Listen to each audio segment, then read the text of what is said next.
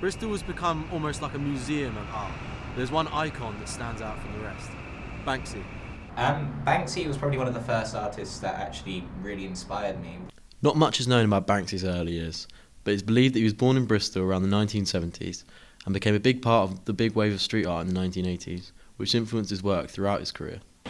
Banksy is one of the most famous street artists in the world at the moment, with pieces selling for over hundreds of thousands. But he started off like any artist, in the streets of Bristol with a spray can. I'm here on Bristol Harbourside, in front of one of Bristol's most famous clubs, Thekla, where the famous Banksy piece, The Grim Reaper, was before it was taken down for maintenance and preserved in a museum, because it's now worth hundreds of thousands of pounds. I decided to take a trip to the M Shed to see some of Banksy's art, specifically The Grim Reaper. So this is Banksy's Grim Reaper, which was taken off Thekla. And I'm just reading here, it says Banksy went out and hit Thekla again, just so he could lure the harbour master to a custodial sentence, which kind of really sums up what he stands for, in my opinion. I was told by a member of staff in the M Shed that Banksy also had another print on show in another part of the museum.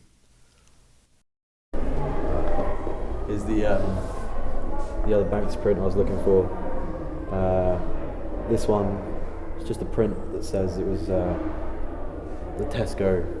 anti-Tesco campaign in Stokes Croft. Banksy just decided he was going to do a Tesco value petrol bomb, which it says here is true Banksy style. I wanted to find out a bit more about people's opinions on Banksy, so I asked a friend of mine, who was an art student, what he thought of the mysterious icon. So, as an art student, from one artist to another, what is your opinion of Banksy as an artist? Banksy was probably one of the first artists that actually really inspired me, especially when I was younger. Sort of to give you an idea, I mean, when I was about, I'd say 7 or 8, was when I started to get into graffiti, and I would, try and look into people would take me around to all the hotspots, London, Brighton, and of course Bristol, a lot of Bristol stuff. Me and my dad spent ages just going through the focus of it, the precision that he'd do, each stencil.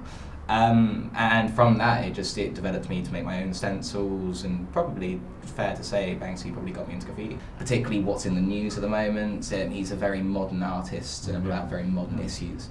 And that's what I'd say, he's probably one of the leading roles, especially in the graffiti art world.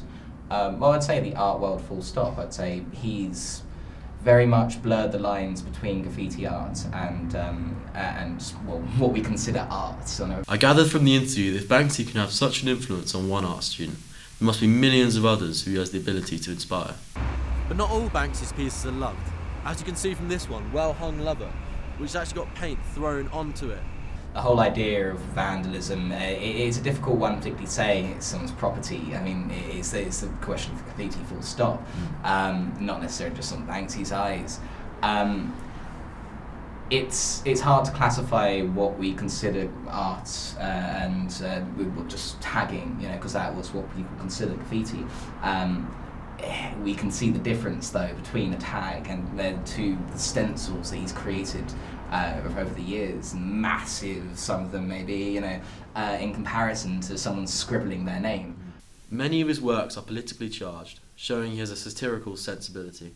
Whatever your opinion of Banksy, there is no denying that he played a key role in making Bristol the national hotspot for modern street art, and has been a major contributor to the international perception of graffiti.